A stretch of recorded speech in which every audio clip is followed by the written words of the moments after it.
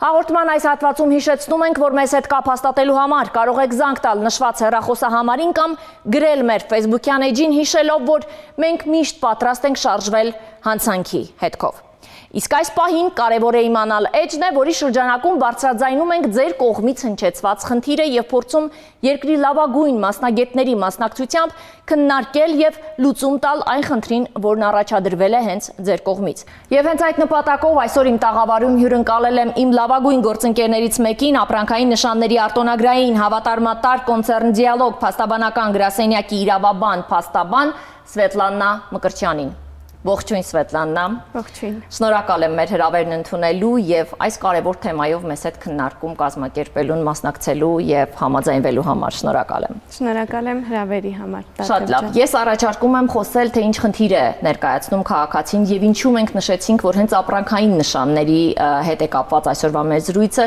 հասկանանք, թե ինչ իրավիճակում է նա գտնվել եւ ինչ խնդիրներ է առաջադրում, որպեսզի մենք քննարկենք այդ մասով։ Խնդրեմ։ Շատ լավ։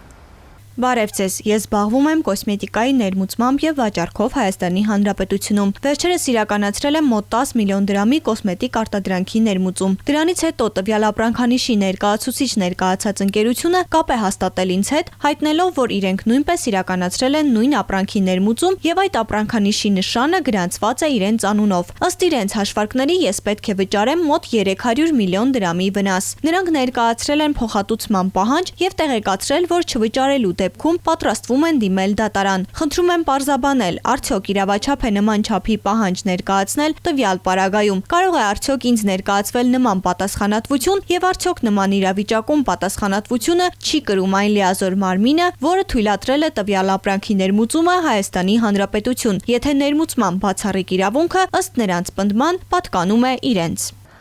Շատ լավ, շնորհակալություն։ Այո, մենք այսօր խոսելու ենք այնպիսի իրավիճակի մասին, որտեղ պետք է հաշվի առնել, թե ապրանքային նշանը գրանցված է,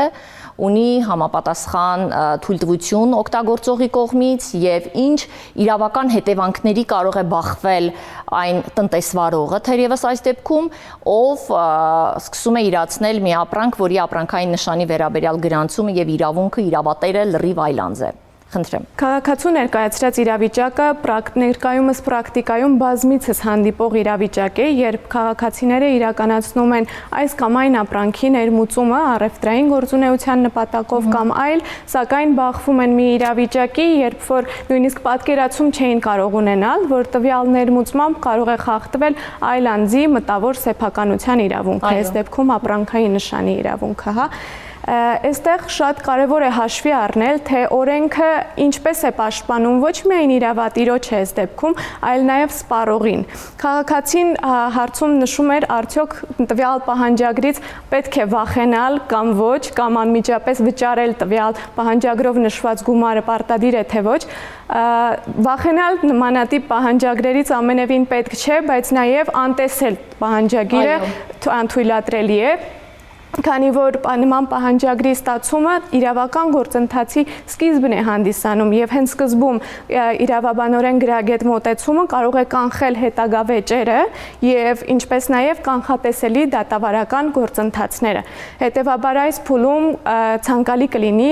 ոլորտում մասնագիտացված մասնագետի ներգրավումը։ Առաջին խորհուրդը քաղաքացուն եւ նմանատիպ այլ անձանց, ովքեր կբախվեն նմանատիպ իրավիճակների, առաջին քայլով անմիջապես կապ հաստատելն է պահանջագիրն ուղարկող անձի կամ նրա ներկայացուցչի հետ եւ ճշտել գործի մնացած բոլոր հանգամանքները։ Առաջին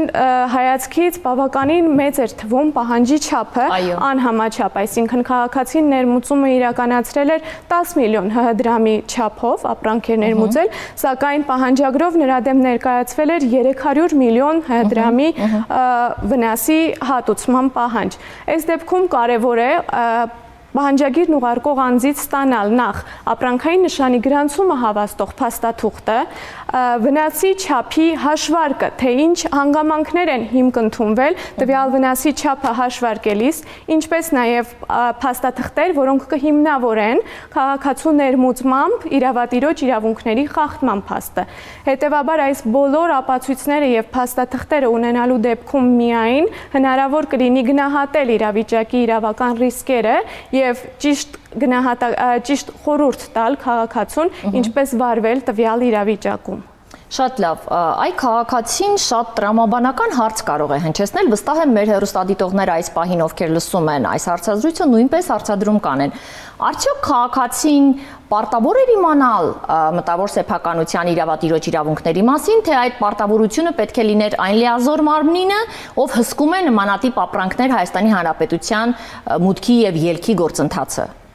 Այստեղ շատ կարևոր է նաև հաշվի առնել մաքսային մարմնի լիազորությունների շրջանակը եւ առհասարակ նրա գործունեության բնույթը։ Այս դեպքում ճիշտ նշեցիք, մաքսային մարմինն ունի պարտականություն անձի իրավատիրոջ մտավոր սեփականության իրավունքների պաշտպանությանն ուղեկցելու, բայց այստեղ կա մի բացառություն, բացառապես այն դեպքում, երբ որ անձը հենց իրավատերն է դիմել մաքսային մարմնին եւ խնդրել գրանցել արդեն իսկ իր գրանցում ունեցող ապրանքային նշանն արդեն մաքսային մարմիններում։ Հետևաբար այն դեպքում, երբ որ մաքսային մարմնում իրավատիրոջ ապրանքային նշանը գրանցում չունի, մաքսային մարմինն էլ որևէ պարտականություն չունի ստուգելու ապրանքային նշանով մակնշված իրավատիրոջ իրավունքների առկայությունը կամ բացակայությունը եւ համապատասխան մնացած փաստաթղթերի ստուգման եւ մաքսազերծման փաստաթղթերի կազմակերպման դեպքում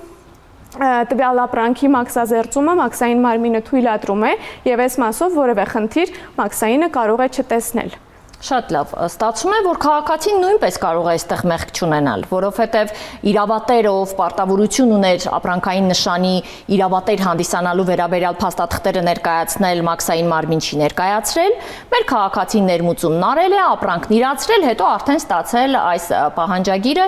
որը բնականաբար, ինչպես նշեցիք, պետք է դեռ պարզման ենթակա է, թե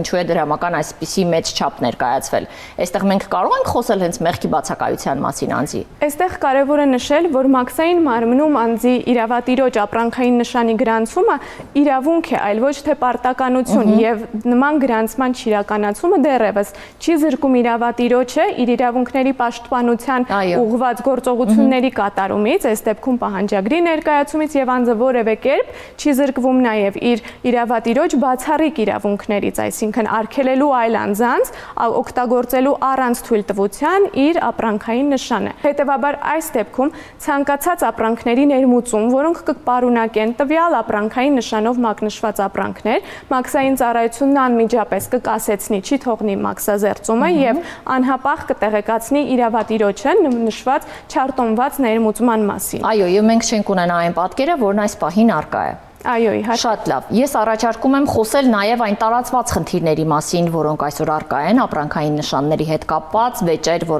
որոնց բախվում ենք մենք փաստաբաններս առօրյա կյանքում, եւ այն զգուշացումները թերևս, որոնք կարևոր է կրկին քաղաքացիներին տալ։ Թերևս ներկայումս ամենամեծ խնդիրը, որին մենք բախվում ենք, դրանք կեղծված, կոնտրաֆակտ, այսպես ասած, ֆեյք ապրանքներն են, որոնք ողողել են հայկական շուկան եւ դրանց դեմ պայքարին ուղղված միջոցառումներն են։ Այս դեպքում հենց ինչպես խոսեցինք եւ նշեցինք, մաքսային ծառայության գործընթացը շատ լավ կարևոր մեխանիզմ է շուկայի վերահսկման, ինչպես նաեւ ոչ ԵՏՄ անդամ երկրներից ապրանքների կեղծ կոնտրաֆակտ ապրանքների ներմուծումը կանխարգելելու համար։ Այս դեպքում բոլոր հայտնի բրենդների իրավատերերը բացարձակ խիստ մոտեցում են ցուցաբերում, մասնավորապես հենց կեղծված ապրանքների եւ առանց իրենց թույլտվությամբ ներմուծված ապրանքների նկատմամբ։ Հետևաբար այն դեպքում, երբ որ պարզվում է, գործընթացն արդեն սկսվում է, կասեցումից հետո մենք անմիջապես տեղեկացնում ենք իրավատերերին նշված չարտոնված ներմուծման մասին։ Փաստաթղթերը ստանալուց հետո կեղծ ապրանքների դեպքում, ինչպես նշեցի, մոտեցումն ավելի խիստ է եւ անմիջապես ոչնչացման պահանջ է ներկայացվում։ Այս դեպքում հիմնականում պրակտիկան ցույց է տալիս, որ ներմուծողները նույնիսկ չեն էլ պատկերացնում եւ մինչ ներմուծումն իրականացնելը չեն էլ իմացած լինում անձանց մտավոր սեփականության իրավունքի մասին եւ բանակցությունների արդյունքում պրակտիկան այնպես է զարգացել, որ առնվազն մենք հիմնականում հաշտությունների միջոցով ենք կարողանում նշված վեճերը լուծել եւ քաղաքացիները հենց սեփական միջոցներով ոչնչացնում բացնում են նշված կոնտրաֆակտ ապրանքները եւ այլևս ներմուծում չիրականացնելու պայմանով։ Տվյալ դեպքում արդեն իրավատիրոջ կողմից պահանջ գումարի բռնագանցման այլևս չի ներկայացվել։ Մեր դեպքում փաստացի ներկայացվել էր, որովհետև ապրանքն իրացվել էր այլևս։